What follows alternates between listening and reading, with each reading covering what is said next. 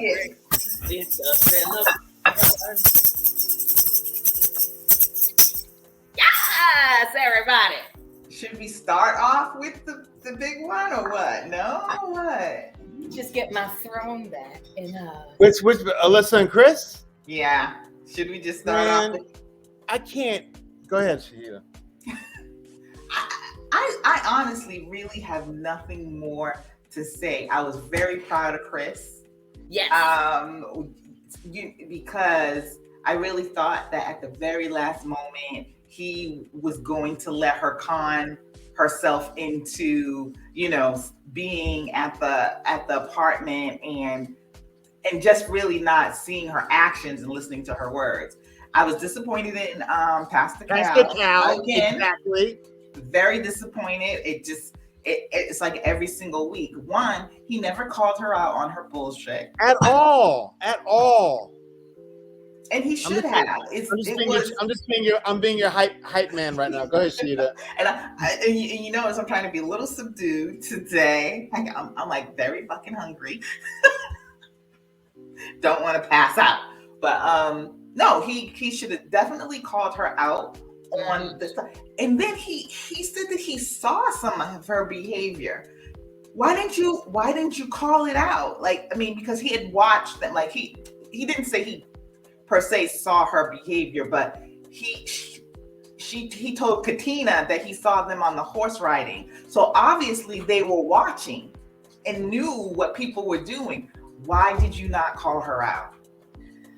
I think, first of all, kudos to Chris for doing what Paige didn't have the nutsack to do. I forgot about that. Mm-hmm. Number one.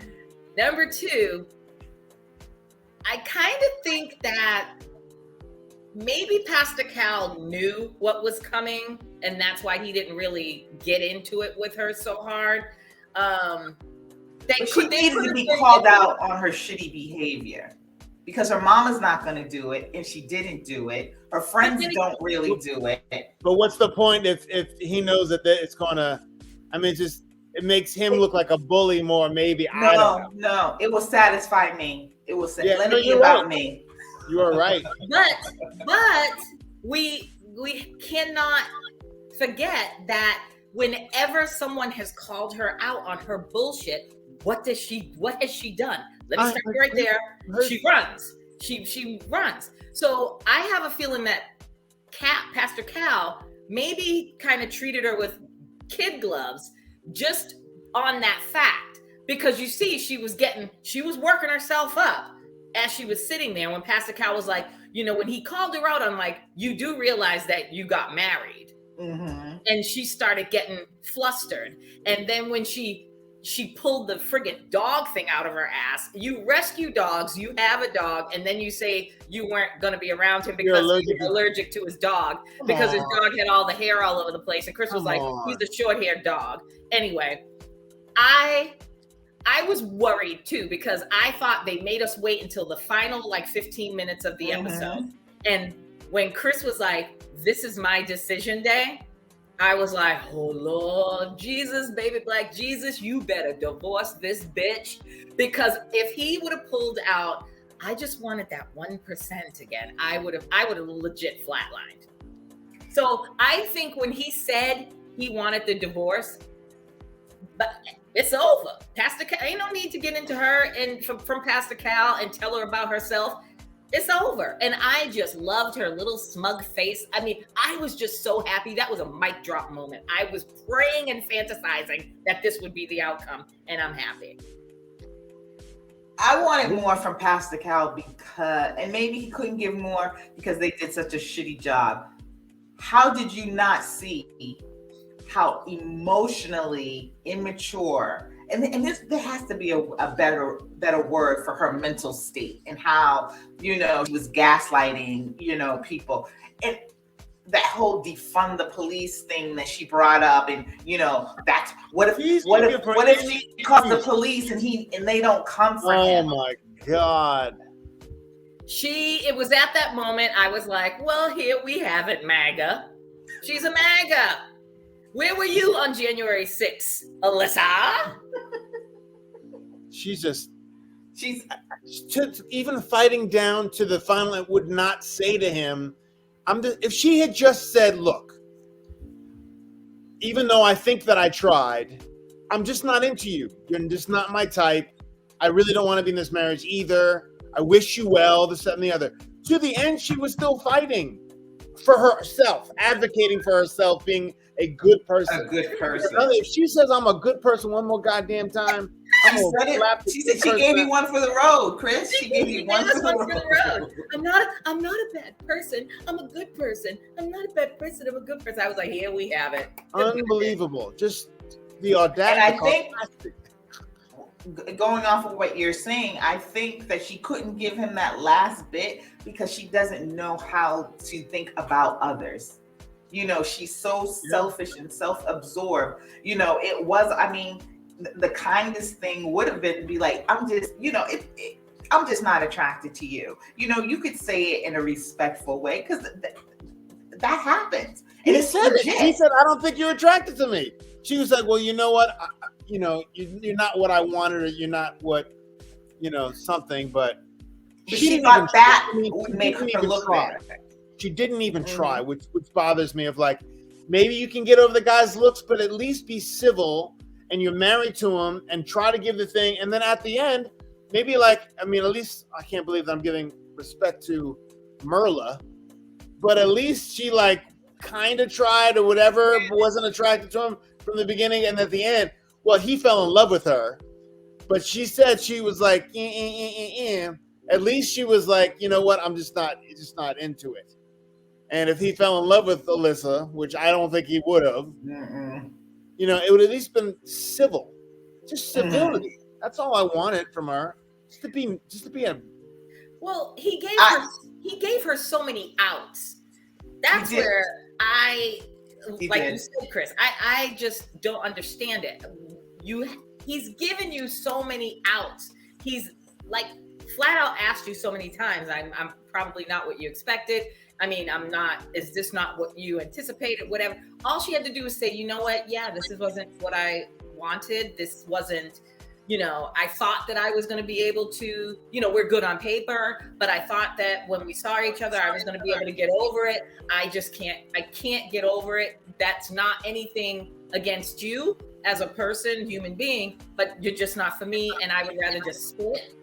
And Tanya, that's we're talking about responsible, normal people. That's what I was gonna say. You sound like a mature adult. That's not who she is. No, you gave a speech that you and I and a mature other woman would give. Not that hoe. Yeah. Oh, she's the worst. And the only thing I was nervous about is when he said, "This is my decision day." I thought he was gonna turn it and be like, do you want to be in this or not? Yes. And leave it to her. That's where I thought he was going to go with that saying. And I was like, I was ready to hate him, but nope. He's like, I'm done. And I think his friend had a hand in that. Because you saw when he went and sat with his friend who was a cop, he made it very clear that his friend was also a police officer. So I'm sure him and his friend, just on the conversation, there was obviously numerous conversations between him and his friend about their political views and that mutual respect there. But when his friend basically told, I know that's good. And I'm hungry. I just said I was hungry and thought I was going to pass out. And he is eating in your face. All I had was this. A kind bar. That isn't being so kind to her right now. Alyssa. Exactly. Alyssa would do. That would be, right? Are you hungry? Well, why can't I have your food? I don't have any food myself. So we're happy. I think, I mean, on the Twitterverse, on the Facebookverse, on the Internetverse, everybody was happy that she is long gone and we don't have to deal with her. We're going to miss Chris, but hey, Chris is going to be all right. Let's not get it. He opened up that Twitter real quick. He sure did, and I went and I talked. Oh, really? To him. I saw. I didn't talk to him, but I sent him a little message. I tagged him in it and was like, "Be on it." And I had a couple of people that watch our podcast were like, Do it, Chris. They are good. They know what they're talking about. They are awesome. You got to do it. And I was like, well, thank you. And when you retweeted that picture he took with the t-shirt on that said, what was it? Stop killing black people. Black people. He real cute to me now. He real cute. Mm-hmm. Nice, Chris. Real cute to me now. For sure. Because listen here, you can fix teeth. Because he's not an ugly man. No, and you can fix teeth and you can fix weight, but what you can't fix is ugly. You kind of can if you go under the knife, but I ain't trying to do all that. No, they're really not. They usually come out looking just as bad or worse. True that. And Alyssa, you can't fix her. We're just done with her. And I hope that they don't invite her at the end. I hope that they don't even think about inviting her to the reunion. Bring on Chris. Let's bring on Chris. But do not bring her ass back. I think everybody's done with her. I'm wondering what the past relationships on that didn't work on Married at First Sight, where people became fans of them and then they found someone perfectly suited for them. I wonder what the ratio is like of like Mindy. Did Mindy find someone who, you know, the last time I checked, she was her? single. Oh no! The last time I saw Mindy, I don't know if you guys seen it. She's an expat now. She lives in Mexico. Right, right. Shut it all down, remember? And she moved to Mexico. But she was single, right? Yeah, she was single, and at that time, she was like, I'm not in the business. I'm not interested at all in dating or having a relationship. So, I mean, that could have changed because that was a while ago. Yeah. But she ain't even living here no more. She done left the country. Let's give a shout out and congratulations to Amani and Woody. Amani. They are pregnant. They got season 12, right? Season 12? Yeah, June. Yes, and the baby's due in June. We got black love all the way. I tell you what, Armani and Woody, Lifetime needs to give them all their flowers and all their shows and everything. They need their own spinoff show when that baby is born, just to follow them around and give them all their coin, run them their coins, Lifetime, because I'm sure they've got to have a Woody and Armani. Oh, there has to be Woody and Armani plus one. Definitely leading up to the birth of the baby, because Woody is a card. He is like, he's just a comedian, so he definitely will make it entertaining. Sure. But her too, because she just know how to deal with him. Yes, and she knows how to deal with him in the most loving, like best mature way possible. I just love them. I love them. Like they are goals, man. But going back to what I was saying, I always wonder. Like now that they're on TV and if you see like Gil, all the women that are like, oh, I'll be that bitch for you. I will be him to pick and choose of like, I see what type of man he is. So I'm going to, because I've seen him we have an idea if you see someone over a period of time, even though it's TV, what their personality, like who they are. Yeah. Well, he's definitely dating. Right. But I wonder if how much it's affected, like the second time around, the next person they date is going to be perfect for them. Does that make sense? Okay, I got what you're saying now. I wonder what the percentages are of rejected people that were like there was a girl. Remember the girl one year who was really sweet, little blonde girl, kind of chubby, not chubby, but little, and with the guy who was, we couldn't tell if he was gay or not, but he was like, it was like 5 or 6 seasons ago, and he wouldn't kiss her, and he wouldn't. Well, I thought you was talking about Chin and what's his name? Yeah, no. No, I don't know. There were a couple of seasons. There were a couple of seasons that I just did not watch because I just couldn't stomach it anymore because it was just going down the bad path for me, and I was like, I can't do this. And I literally just started picking it up like I think 3 or 4 seasons ago. So yeah, no, those folks I don't remember. But I wonder what the percentage is of like your rebound person who watched the show. You know what I mean? Mm-hmm. That would be interesting. That would be an interesting show for Lifetime to do. I mean, that is if they would want to participate in it. I mean, depending on like a Gil, because Gil put on his IG that he's like, stop telling folks that I should be the next Bachelor. He's like, I'm done.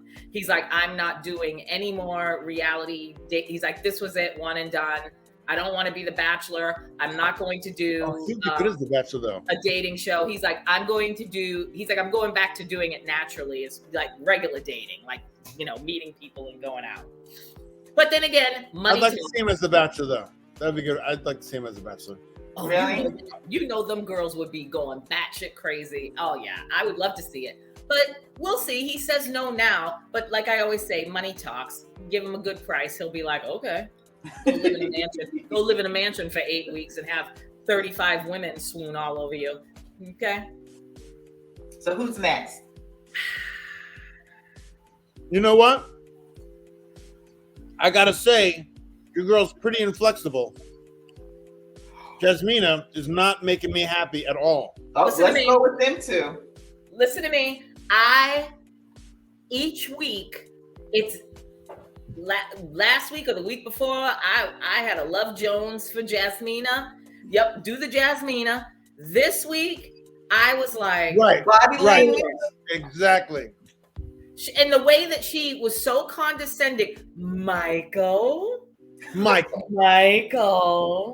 come on, Michael. I was like, bitch, what are you, his mother? Oh no, I would have nipped that. No wonder he yelling at you. Because you ain't I still need to see it. It doesn't seem like he doesn't seem like the type of dude that would yell. No. Maybe he would, and he's just being. She's like off camera. He's different, but I'm thinking his tone changes. Like, how sometimes you don't have to yell at somebody, but your tone could be very harsh and intimidating without you raising your voice. So there could be a kind of like a disconnect with that. Well, disconnect with that, with him feeling his tone is not one thing, and her feeling it's yelling. Right. I was so disappointed when she did not stay, when they moved into the apartment the first day, and she was just, no, I'm just gonna go, and I gotta find a new doggy daycare for my dog. Bitch, please, you're married. I just want to take a couple of days to kind of like unwind. No, that's not what you do. But I like the way he called her out on that. He's like, I don't want this to happen as a pattern early on in our relationship. I'm glad he called her out because it seems like he's willing to work. He's willing to try or adjust. And she's having that, she's having that self-fulfilling prophecy of, I heard your sisters told me you do this. So I'm going to wait for you to do, there it is. You did it, see? And he's like, no, I'm working on whatever I'm working on. No one's perfect. He's like, look, I know I have this thing. I'm working on it. I'm willing to work on it. But you don't have to say, there it is. See? There it is. Did his sisters say that he was aggressive? Because I don't recall that. Nope. They said he shuts down. That's okay. He can be quiet and he can shut down. And he thinks the worst. And he thinks the worst. Yes, he thinks the worst of things. Never once. That's what I heard. Anything, the word aggressive or the word yell or flies off the handle. Never. I don't believe her. I'm just going to put it out there. Unless they pull some footage of him hollering and screaming, he just does not strike me as that type. And his sisters know him best. I also think she's one of those women that just can't let shit go. Because when she got her hair all across her ass when she found out not only does he have one but two female roommates. Okay, can I ask you a question? What was that about, Michael? Why didn't he just say he's a man? Some things men, sorry Chris, don't mean to stereotype, but some men, that's not that important to, You're having a conversation about roommates. She says, I have a male roommate. You don't think to say, I have two female roommates? When she asked him outright, have you ever lived with a woman? He said no. Yeah, but that's not living with a woman. But that's not living. He's not living with a woman like a woman he's dating. He's living He knew. she was coming back to his place and there will be women things there. I'm just saying that I get that it's not like living with a woman, a spouse or something in your bed, but you're living with two women. Yeah, but it shouldn't be a surprise. Exactly. You shouldn't see, oh my, wait a second, you have two females. It shouldn't be a surprise because then it sounds like either you're hiding it or you conveniently left that out. So he told her about the first one because she came out the room and didn't even say about the second one until they got I didn't realize there was two. Yeah, there's three of them. But then again, so what though? there was nothing in that apartment when they went on that tour. You couldn't tell me that two women lived in there. Oh, that it was a mess. house was a hot, tragic mess. Shit all over the place. So when I almost flatlined when it came to fruition that he not only had one but two female roommates, because I was like, how the hell were they raised? Because that whole apartment looked like three whole messy ass men live up in there. So no wonder that roommate came out the room and went in the bathroom and shut the door real quick and didn't want to be on TV. She should be ashamed of herself. Your place looks like a goddamn pigsty. Let me ask you this. So what if he has female roommates? Exactly. No, but that's what she said too, though. She said that it's not a big deal. It's not in Boston. You splitting rent and it's as high as hell as it is anyway. But to me, I'm just seeing it. We're having a conversation about roommates. I'm telling you, I have a male roommate. Why would you not say that in the conversation? I come to your place. I see a woman coming out, the room, going into another room. Why would you not say, oh, that's my roommate? And I have another roommate. Why do I have to get all the way back to our apartment to find out about roommate number two? That was too much. She stretched that out way too long. I don't know what the intent is behind that. And it was stupid. I mean, it was stupid. But again, they had the conversation. He did own it. He did say, you're right. I should have said something. She just would not let it go. She was just on and on and on. She beating a damn dead horse. That's why that's exactly right. And then I was so glad that when Cal said, arms folded, stank face. Oh, that is her go-to now. Listen, I am not Team Jasmina this week. I'm not going to take it back how I felt about her in the beginning, because who knows, next week I could fall in love with her all over again. We didn't fall in love with we didn't fall in love with substance. What we fell in love with was a wedding picture, a gown, and her looks. We didn't know who she was. Slowly but surely. I also kind of liked her aura, like how she was and how she carried herself. I liked that. She kind of had a little old soul swag to her. I love that. But this week, I was like, no, girl. Too. It almost feels like she doesn't want to compromise. She doesn't.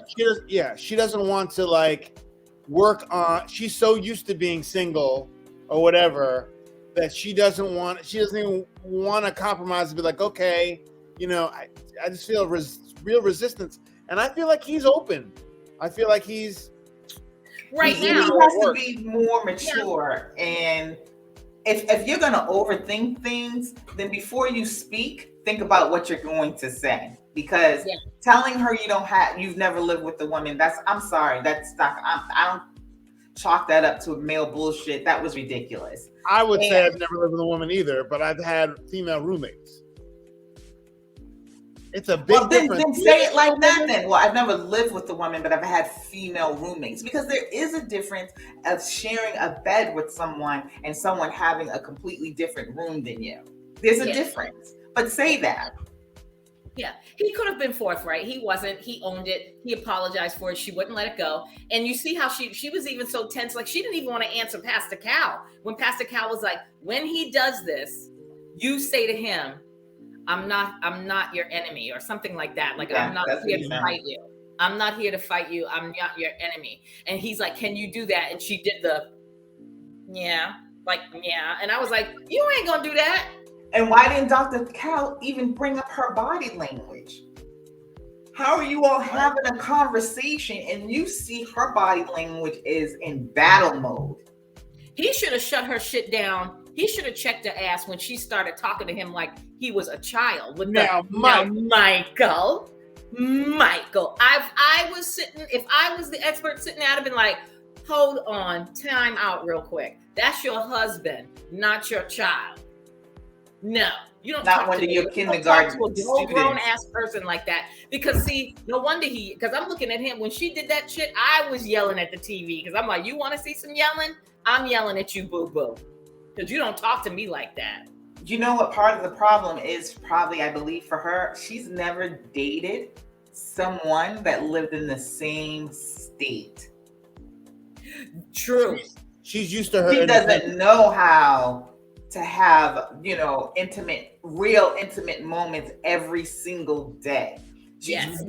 Telephone conversations, sexting on the phone, and meeting up every once or twice a month. That's not real. That's not real. Yeah. Yeah. I don't know. I mean,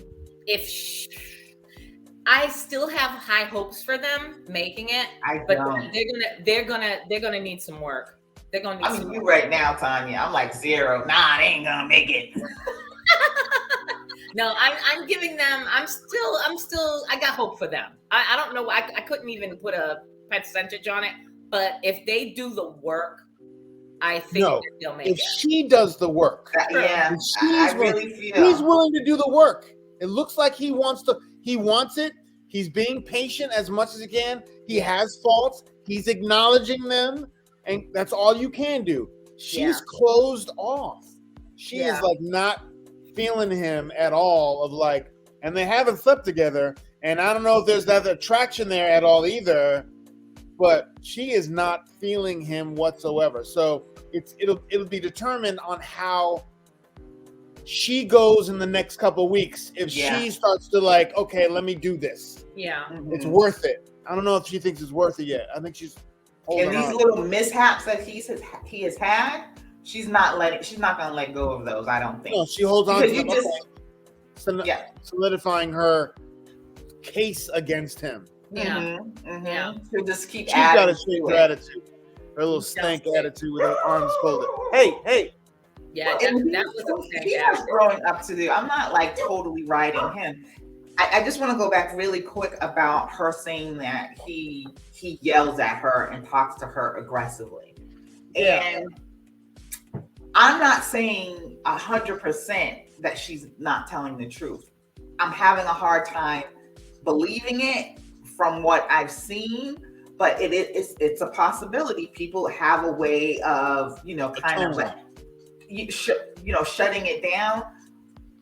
But I feel like a lot of their arguments have been with the camera there, and if he was really raising his voice, he would really have to check himself. But we've had some people be able to do that, so I just don't see him as being that manipulative, and that's what she's trying to make us believe. So I still feel strongly, because I don't want.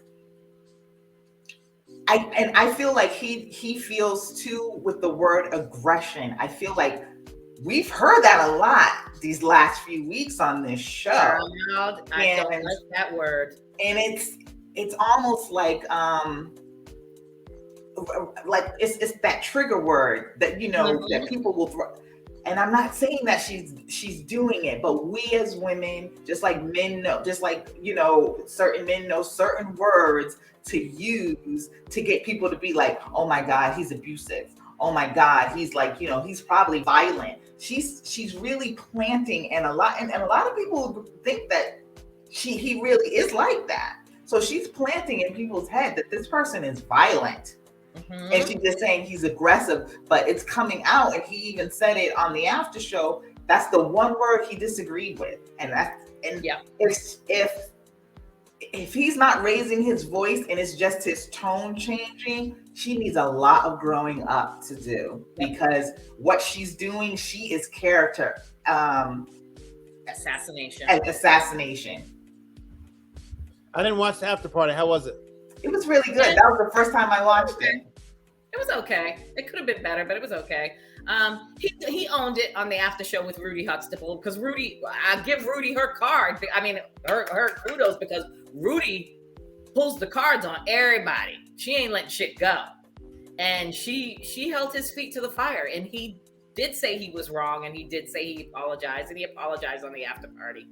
He didn't have a really good reason of why he didn't say it, but he apologized. But he apologized. And he didn't look aggressive. He didn't look like he was upset or he was going to fly off the handle. Like, you couldn't see it in his face or his eyes that anything you said to him, even when Rudy was getting at him, he was just like, I'm sorry, he was just like, I fucked up. He didn't say that, but he's like, I messed up. I'm sorry. And he looked good in that lavender turtleneck. Oh, he sure as hell did. He's a good looking brother. I'll tell you what. That is a nice color on you, black man. I love that. And I don't know why she's not attracted to him, because listen, maybe she's not attracted to his face. I think he's an attractive man, but from the neck down, he's got it going on. That brother is hella sexy. He's too short for me, because I put on some shoes, I tower over him. But if he was okay with a tall ass woman towering over him, she's taller than him too. Yeah, so apparently he don't care. You better not. He's too young. He's too young. Sorry, y'all. He's too young. So, all right, next. Let's go on to, do we want to go on to the Energizer Bunny there, who every time I see him, I want to inject him with like Olajuwon and Clarice? Yes! He is so on high. I want to inject him with some sort of Ritalin liquid. Yes. Yeah. And the wife, what's her name? What's the wife's name? Katina. That's my baby. Let's not talk about her. Yeah. Chris, you nailing it. You are nailing it. That's why you in Hollywood. That's why you in Hollywood, my brother. Listen, he gives me no doubt. Yeah. No doubt. Uh-huh. Yeah. No doubt. Yeah. Dude, he's a little bit much. But I like what I like about it. She's like my favorite, I think. She is absolutely my favorite. She's almost like the Amani, you know what I mean? Woody's kind of, Woody wasn't that kind of nutty, but she kind of sits back and be like, yeah. Yeah, you're right. Yeah. Well, no, but yeah, you know what I mean? I like, I don't like how you talk to me, so don't talk to me like that. But I get it. I'll understand if you're going to talk to me like that. You know what I mean? And she makes an effort, because even when there was some cringeworthy moments during the house tour of his house. And, oh no, I'm lying. During the apartment, when they moved into the apartment, and he was like, imagine me sitting here, and he sits at the bar area, and he's like, oh, there's pots and pans. And, oh, when I come out and I want my breakfast, and you get that, I can't wait to come home. And I'm just like, she handled it like a champ. I commend her for that, because the average woman, and I love to cook, but what you're not going to do is sit there and be that whole machismo thing and be like, oh, when I wake up, I need you with my breakfast. And when I walk in the door, I want to walk into the house smelling like food and shit. No, boo-boo. But you know what it is? He talks a lot. But then he was saying, I make breakfast every morning. And he was asking her to make the breakfast at first when they first moved in, but then it came out that he's making breakfast every single morning. So he just likes to hear himself talk and say dumb shit. Exactly. And he's a hypocrite, because he wants all of this, right? He expects all of this. But then when they got to his house, and he's just, chest on. I get it. I get his pride. He's able to work hard. He bought his own house. He's proud of his house. So I can see him, you like this? You like that color on the wall? You like my kitchen? And she's like, yeah, it's okay, but that's got to go. And it really has to. I don't know. I look at it every day. Yeah. I don't know what elderly. I make coffee every day. I don't know what elderly female family member or friend put them old ass grandmama curtains. Boy, you need some curtains. Let me get you some curtains. I'm gonna put some curtains up for you. You don't even see those in Target anymore. Yeah, exactly. No, he inherited them from some family member that just wanted to get rid of that shit, and he bought that house, and they were like, "Oh, here you go. You ain't got nothing in your windows. Put that up." That's what happened, because that's what happened to me, and I was like, I don't need that shit. I don't do what do you call them things? Yard sales. I don't need other people's junk. So I'm glad though she said, I want him to make it feel like it's our home. Like that I like the fact that but I think no matter what, I think she knows what's nice about it. I think she knows I can handle him. Like I'm smarter than him. Not smarter, but I can get what I want out of him because he's like, oh yeah, no, yeah, we'll do that, yeah. Well, no, we ain't gonna do that. Then she'd be like, yes, we are. Oh yeah, okay, we'll do that. Okay, we'll do that. That's the type of energy he has. It's like, oh no, these coffee things, no, these are great. She's like, no, they're not pretty. Okay, we'll get rid of them. Yeah, it's fine. Get rid of them. Yeah, like the basement. He was so his gym, his man gym in the basement. And she's like, okay, this is great. Oh, another TV on the wall. And then she's like, oh yeah. He's like, do you like it? Do you like it? Do you like it? And she's like, yeah, but maybe we can change the color. And he was like, what? I thought it was hilarious. But even walking in, he was like, I'm nervous about her seeing it because I want her to like, my space. So he's kind of like a little boy and cute in his way. Yeah, I like Elijah. Yeah, he's growing on me. He's a lot. I wouldn't say I like him yet. What time you said what? I said I wouldn't say I like him yet, but he's growing on me. Because next week is a whole nother different nut. But what I will say, I will give him this. He's very accommodating because even when, like, he's not closed off. Like, I think he wants to make this work. Because even with talking to Pastor Cal, and Pastor Cal was like, are you listening to her? Like, you have to tone it down a little bit. And, this isn't, what did he say? This isn't the 50s anymore with barefoot and pregnant in the kitchen. Right. And everything that Pastor Cal said to him, he was receiving it. That's what I like about him. He receives it. He thinks about it because you could see he's that kind of personality that you could see it's soaking in. And then he's like, okay, yeah, okay. Like you do it better than me, Chris. Yeah. Yeah. Oh no. Oh yeah. No doubt. Their conversation with Pastor Cal was the only one where I felt Pastor Cal stepped up. Yes. And because he went back to the honeymoon, he was like, when she was on the horses, I didn't like the way that you talked to her. And that's all I wanted, that same type of energy for everybody else. I don't feel he did that. But he's like, I want you to be able to say what you need to say and not be afraid to be open. And he asked her and she thought about it. She's like, no, I'm good. And I think she is good. Now let's talk about the fact that they haven't had sex.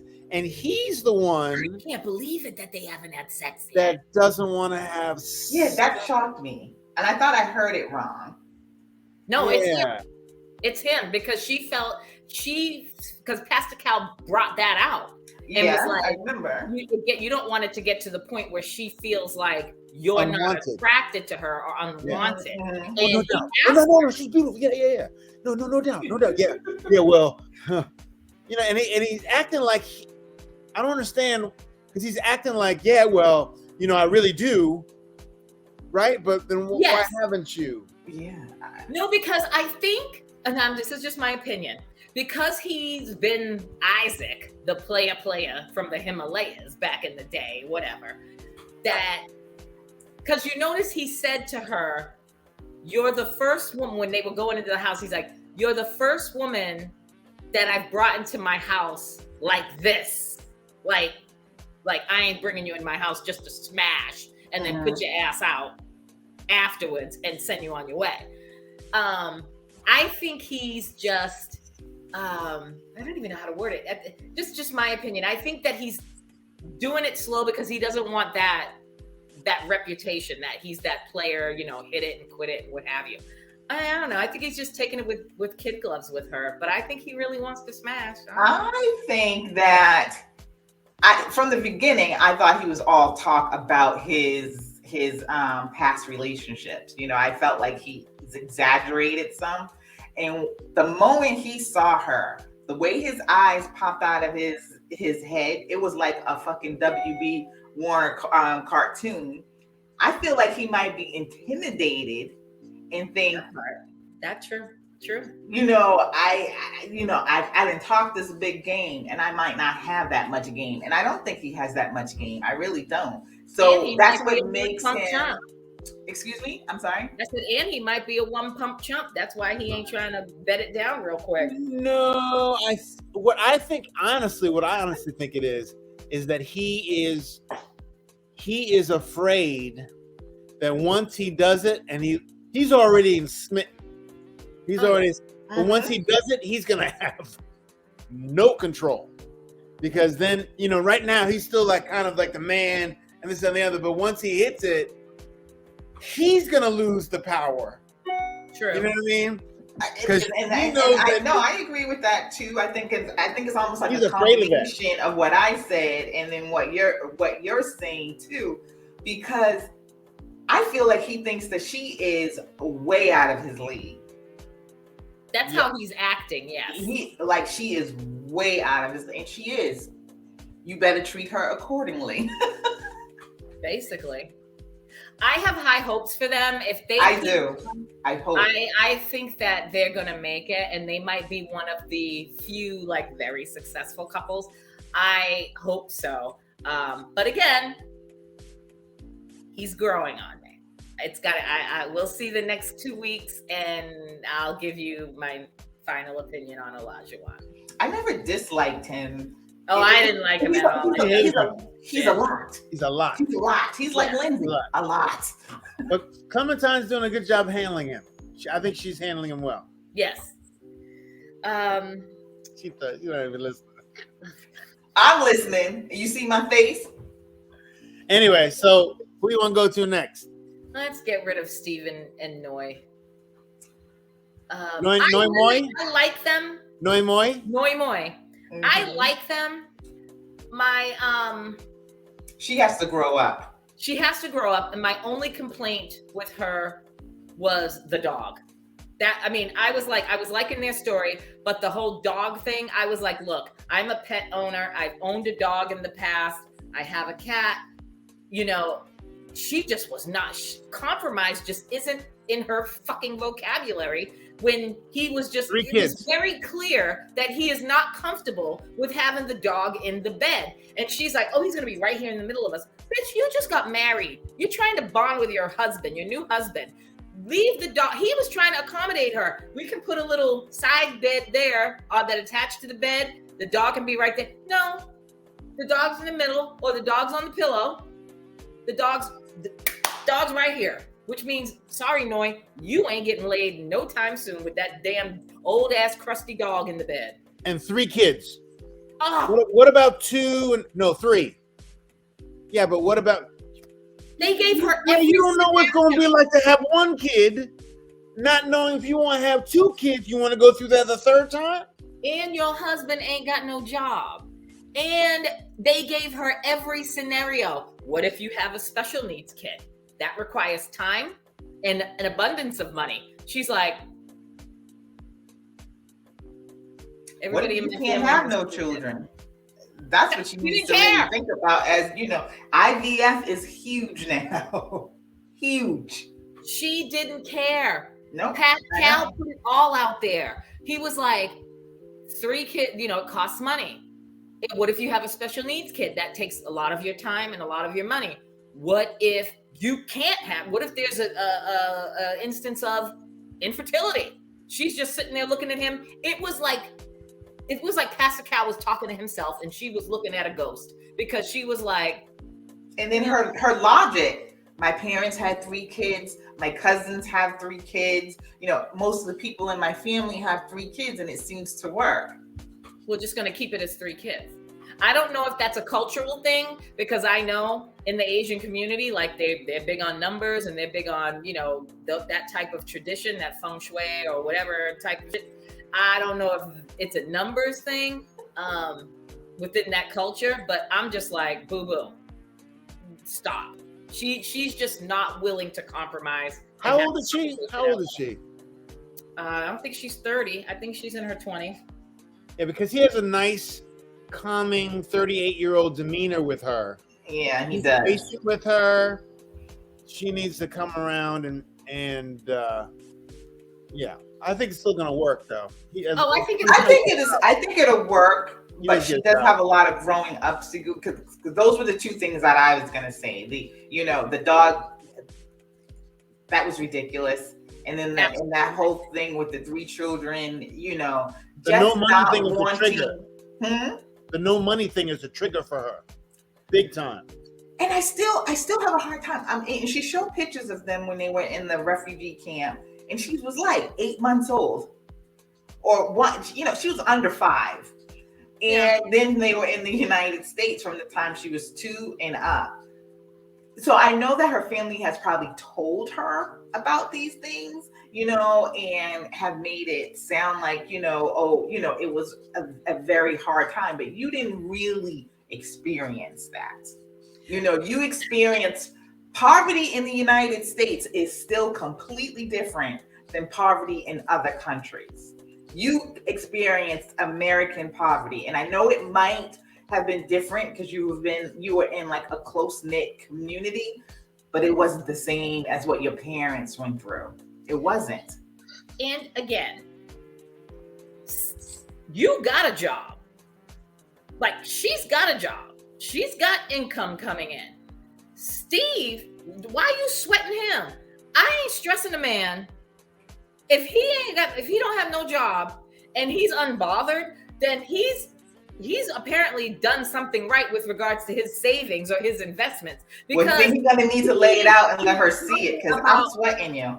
Because he keeps talking about how much he still wants to travel, and he wants to do this, and he wants to get in the car and do. And I know that when he traveled for the 4 months, he was living in the car, and but whatever. But that shit still costs money, and you're one person. I'm thinking that Steve's okay. Well, what worries me is that he keeps saying, "Well, I could do this independently, and I can make money doing this independent." That's not going to necessarily sustain. You need to get a job and a salary on something, unless you're going to hustle and have your own business and the other. You know what I mean? He's been kind of hustling. If you're in a marriage now, then maybe you need to change to a stability type thing. You know what I mean? Now you got to start saving up for your 3 kids. But there's also a difference when you grow up with money, because a lot of times people who with money who grow up, even if they're not like rich, but if they grow up never having to worry about it, their whole outlook on life is much more free spirited. They don't have any problem with saying, you know what, I'm going to quit my job and do this for like several different months, because that's not how they think about money. Their relationship with money is not, I got to hold on tight to it. Their relationship with money is, it's going to fall out the sky. And that's not a bad thing to be, but that's not the reality for a lot of people. And that's not the reality for her. I don't think he's rich by no means. I just think that his relationship with money is more like, it'll come. Right. I'm not worried about it.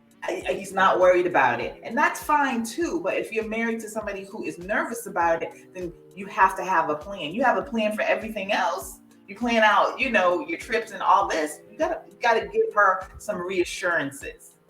Yeah, I agree. I think that they'll still make it, but then again, who knows? Everything's just up in the air. It's like week by week at this point. But I hope that they make it. I like them two together, and they seem really enamored with each other. Mm-hmm. So I think that they'll make it. And really, I think. Well, no, I was going to say I think the money was the biggest issue, but that's not. It's going to be her flexibility. True. Is going to come up as an issue, because she doesn't seem to be flexible on certain things. We talked about it last week about her. I'm not going to do camping. I'm just not going to do it. Try it. Try it. You can't say no all the time to everything. No. Although I don't camp. I am her with regards to that outdoorsy bullshit. I don't camp either, but I will go. I will if I was dating or in love with a guy that he loved that shit, like going on hikes. I ain't into that either. But if he was into going on hikes and camping and doing all that, I would not say no. I wouldn't cut him off at the knees and be like, no, I'm not doing that. I would do it. I would try it at least once just to make him happy. And who knows, maybe I'll like it. Just haven't done it yet. Yeah, you probably end up liking it, especially if you're with the person that you love. I mean, everything seems a little bit different when you're with somebody who loves you. Because so her just saying no.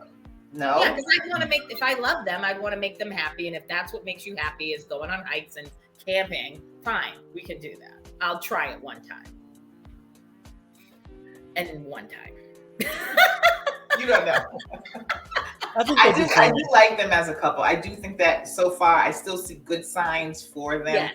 So I still have high hopes in them. Maybe. And they both come from decent families. And I think that, you know, once as we get on in the season and they start, you know, with like next week is the what do you call that thing? The housewarmings and stuff. Okay. I think once you get like their friends and their families in the mix, I think we'll get to see how they intertwine in that intimate environment. I'll be interested to see that. So let's move on to Cuckoo for Cocoa Puffs there. Lindsay Coco. Cuckoo for Cocoa Puffs. Well, so I must have missed something because I noticed on the after party, what was she mad about exactly? I saw the argument when she was like, you know, she went out on the porch or whatever, but I missed it before, like what led up to that. Go ahead. No, she was like, he's a different person now. He's under a lot of stress and he is just not treating her the same way. He doesn't, I guess. So she's just so frustrated with him because he's like, I'm doing whatever I can. You know, he looks super stressed. And he's super stressed about her because she's like this. And he's like, yo, back off.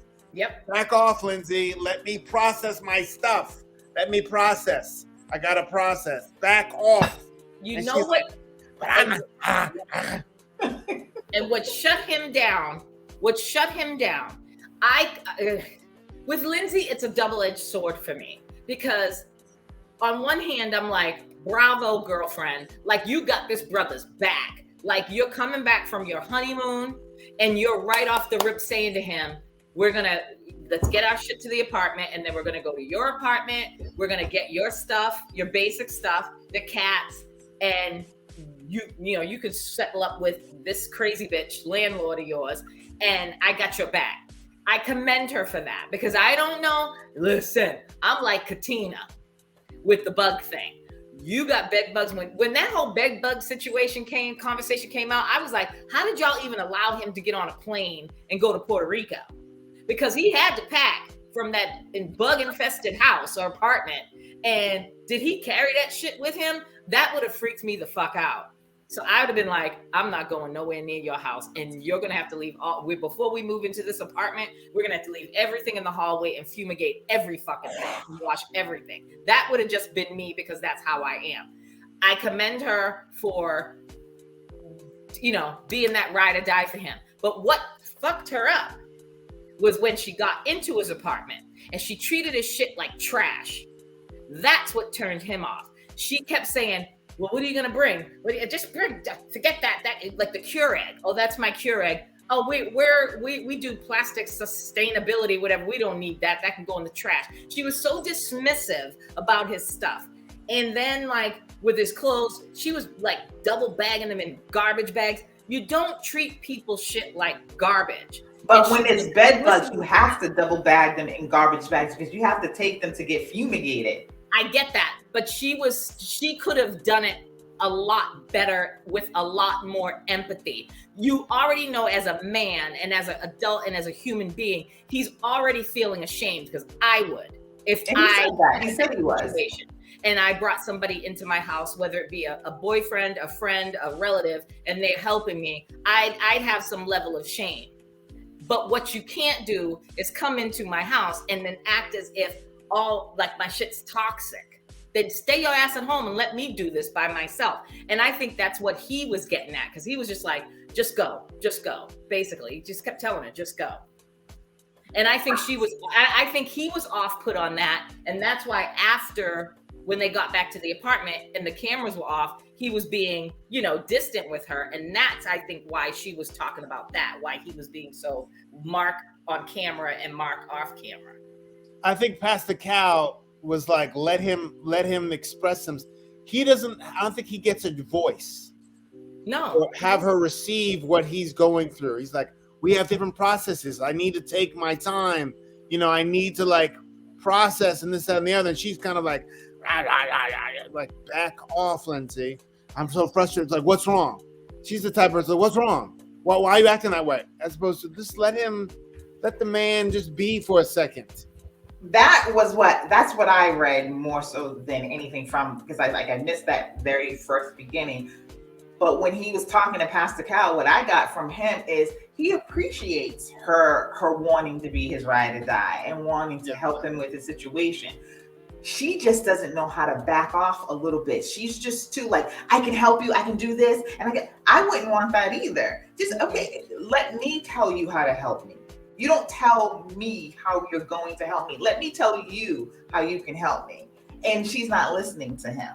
And that's when she comes off kind of like way too needy. Like, yes, you're his ride or die. Yes, you're his wife. But every single thing that he goes through, give him a minute. Like he said, let him process it. Let him come to you and say, you know what?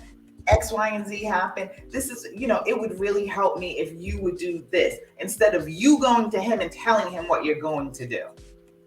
Some people can deal with that. He can't. I think he's walking on eggshells with her all day, every day, because when he tries to tell her, give me some time, give me some space, fall the fuck back, what does she do? I'll give you all she immediately flips the switch. I'll give you all the time you need. I'll walk away. I'll treat you like a complete stranger. Oh, I'm good. She completely cuts off. So he's like, do I even, and he kind of said that in not so many words with Cal, do I even say anything at this point? And unlike Olajuwon, she's not receiving it. It's not registering in her brain. She don't hear it. Olajuwon hears it. He soaks it up. He thinks about it. And then he does his, yep. Go ahead, Chris. Yeah. That's right. He does that. Yeah. Lindsay was so, I'm looking at Lindsay like, Lindsay, he's talking about your crazy ass. Like, she kept looking, you see how she turned and was facing Mark, and Cal was talking about her, and she's like, listen to him.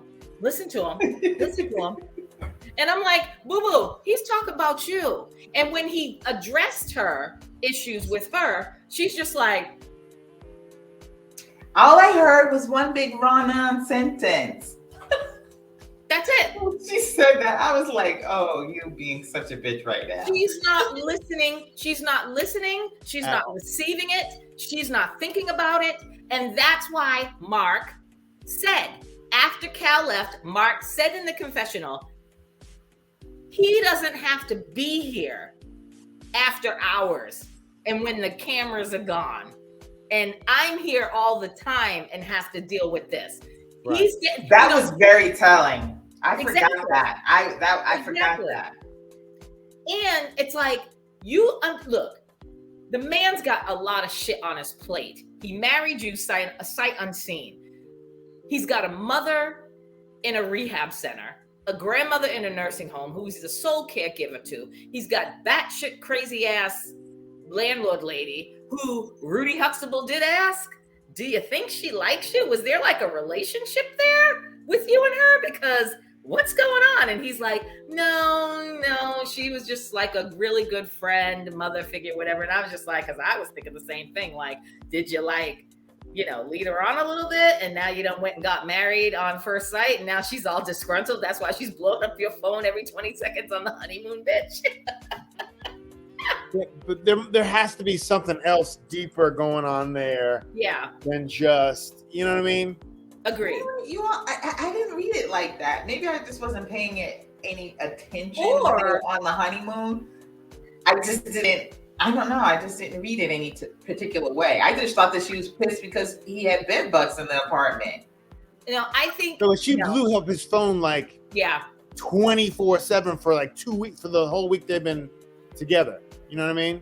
But I'm gonna say this because he was renting an apartment in her house that she lived there. She's obviously an older woman, probably elderly woman, and him being the younger guy there, he was probably, she was probably comfortable him being there, and she could be like, oh, I need help with something. Mark, can you help me with this? And he's like, oh yeah, sure, honey, I'll come and do this, whatever. And then when he got married and he was gone, I think she might have been like, well, what the hell? Like, where'd you go? You got married? You didn't tell me, because she was upset. Remember, Lindsay brought that up, that she. But he said she was at the wedding. Remember on She wasn't the wedding. She was at the wedding. I thought that she wasn't there and didn't know, because there was some sort of comment that was made about, or maybe she didn't know that they were going on the honeymoon right away, or what have you. Because there was some comment that was made by Lindsay that this woman was just like, she went from 0 to like right as soon as they went to the honeymoon, and now she's blowing up his phone like every 5 seconds. I don't think they're gonna last. I think that she is going to do, I think she is going to do, I think they'll get to the decision day. And I think the decision day, Mark is going to be like, I don't need this added shit in my life. I don't need this extra stress in my life. Unless she does a 180 and, number one, get some goddamn therapy. Number two, quits her goddamn drinking, her excessive drinking that she does, and she starts listening to him. That ain't gonna work. He's gonna be like, I can't do this. She scares the shit out of him, and you can just see it in his face. But I still think that if she just backs the fuck off for a second, she don't know how. That's all she has to do. But she's gonna learn. If she wants to keep this dude, she better learn quick. And Pastor Cal, whatever's been telling her, Lindsay, he's like, you're a lot. You're a lot. I knew I married you. We had the wedding. It was great and this, but you're a lot. You're a lot. And she's like, yeah, I am a lot. So are you gonna do? Lindsay, stop being so. You can be a lot, but don't be so much. There's a difference. You can be a lot. Elijah one's a lot. Exactly. And he can be too much. But you gotta rein, Lindsay. You gotta rein it in and just be there for him. I think Lindsay wears that as a badge of honor. Lindsay takes that as a compliment. She does. She doesn't take it as, oh, I got to work on that and I got to change my demeanor. Lindsay takes it like she puffs her chest out. You see it? We saw it on the episode when Cal was telling her, and she's just like. Let me ask you guys a question, because and Pastor Cal said that they put them together because he said she's a lot and she said, Mark, you're a lot. And I remember, like, and when we were getting to know them or whatever, and he was like, I'm like a really outgoing person, and Mark the Shock, that's where the whole thing came from. I don't think he's a lot the way Lindsay is a lot. And I know Pastor Cal said we put you all together because you're a lot and Lindsay's a lot. She might be a little bit more than your lot, but she's still, you're both still there. But I still don't get that from him. His personality is not the big shark jumping out at you all the time. He's very laid back. Yes. I think that was to make Lindsay feel that it's okay to be a lot. Yeah. I don't think he really meant it as like, you're just as much as she is. I mean, everybody can. But he's saying that's why they match them together. And his a lot can handle her. His a lot can handle her. But that's not his personality. But even the way he described himself doesn't match with who he really is. Maybe that's who he thought he wanted to be. Because like I sometimes be like, I wish I was more extroverted in some areas, but that's not really who I am. And so maybe he was like, I want to be, or maybe when I was younger, I was really out there and going there. But he's talking about running a business and everything like that. You're outgoing for that kind of stuff. But you're the type of guy to me that looks like he just wants to really just chill. Yep. I think Mark is the kind of person that there's a time and a place. You know what I mean? Like when he's out with his friends socializing or family socializing, he can be extroverted, Mark the Shark, and funny and outgoing, what have you. But he's not on a 10 like Lindsay is all the time. Like when he's at home, he strikes me as a type like he wants to sit, he wants to lay around, watch his TV, be comfortable, maybe cuddle, do whatever. He and have a conversation. Now he looks scared. He looks scared now. Oh, he's scared. Yeah, that's what Tanya said. She scares the shit out of him. He looks. I mean, but he looks terrified. You can see it in his eyes. It's like, oh my God, his eyes were about to bulge the fuck out of his skull. And it's like every time he looks at her, they're like that. They're like he looks at her like he's saying, "Wow, what the fuck?" Okay, I got myself every time.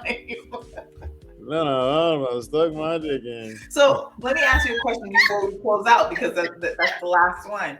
So far, when you think about the couples and how they were matched, how do you think the professionals, the rankings? Oof. How do we think the professionals did? Yeah, because like I said, Stephen Noy, great. Yes. Lindsay and Mock, it's gonna work. I don't think so.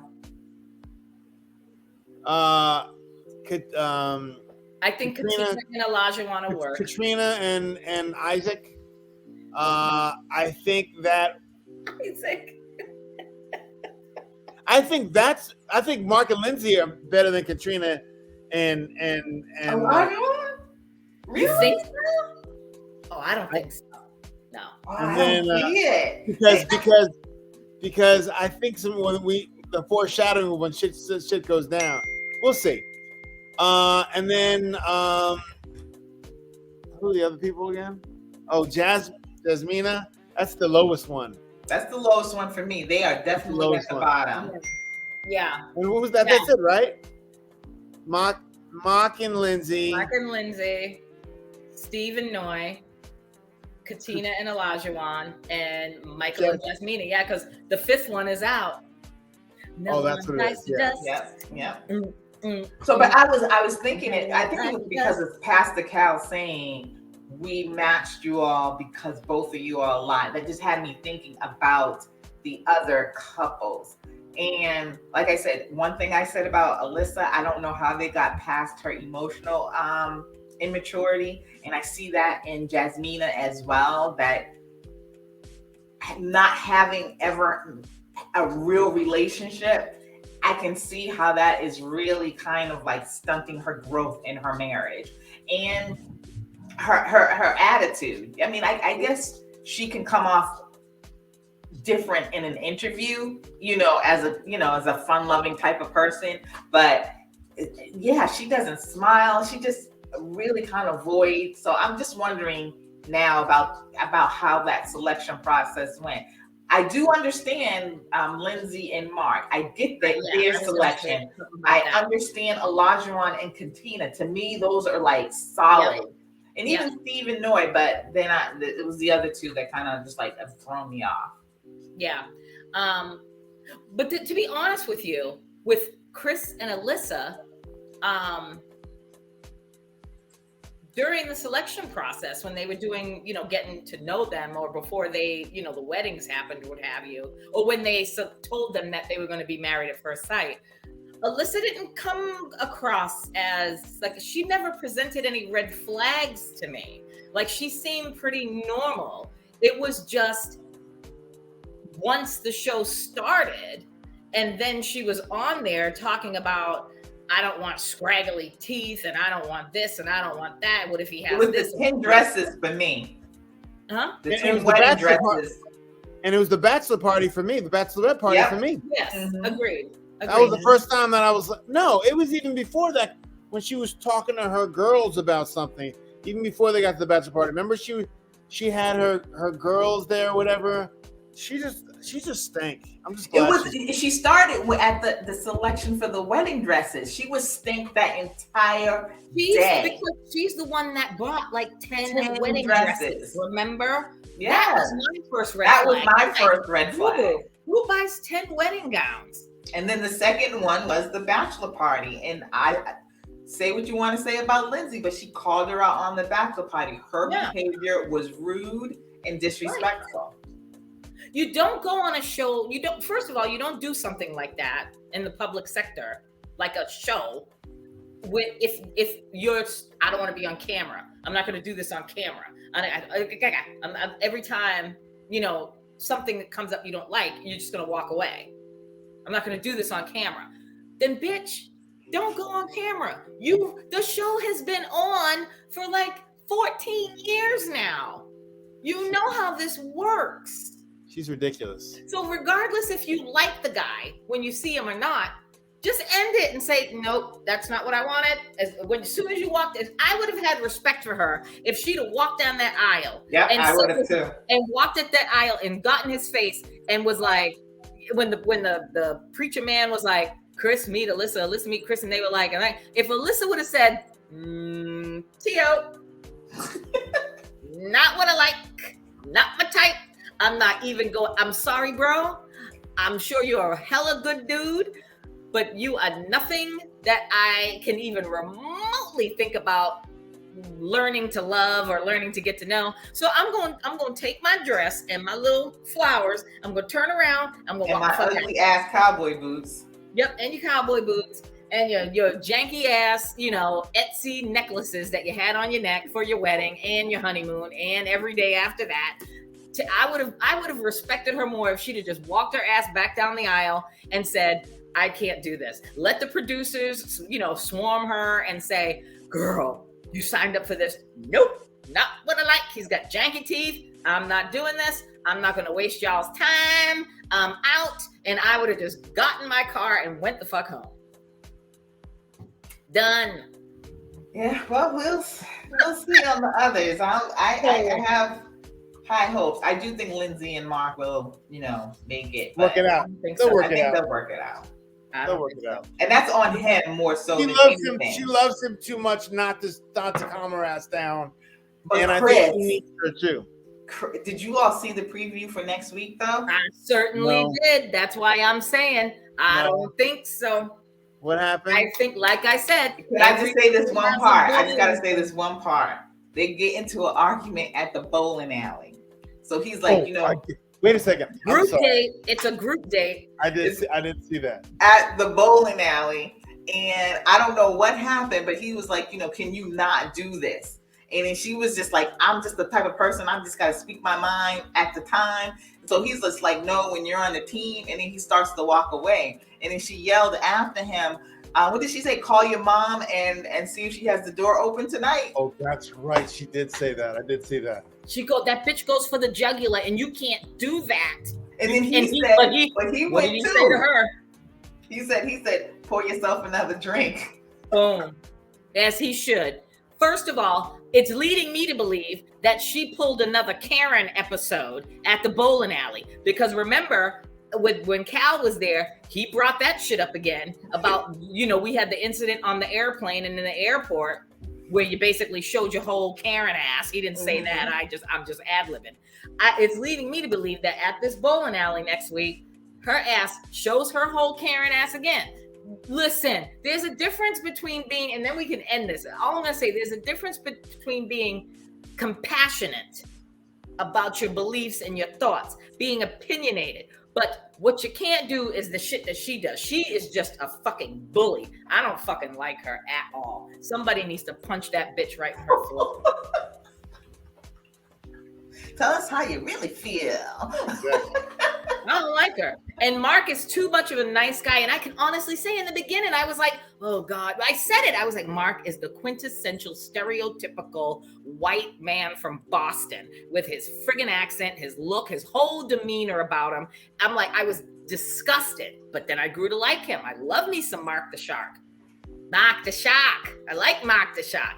Lindsay, on the other hand, she rubs me wrong. I do not like her, and somebody needs to bring her down. I'm telling you, she's gonna calm her ass down eventually. After if she thinks she's gonna lose him, because there's no one else right now that would deal with her.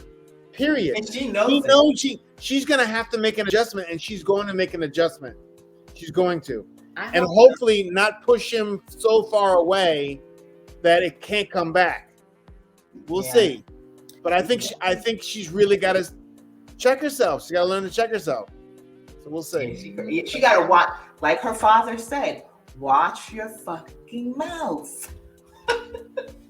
When your father and your brother tell you that shit, listen to them. Both of them. Listen to them. Anyway, it's been a wonderful episode. Okay. Ooh, Lord, we can't wait for next Thursday after the Wednesday show. We shall see. Until then, everybody, stay Have down. a happy long weekend, because Monday is President's Day. Oh, nice. Fuck these presidents. No, sir. Except for Obama. Happy Obama Day on Monday. Happy Obama Day on Monday. Ow. Peace out, people.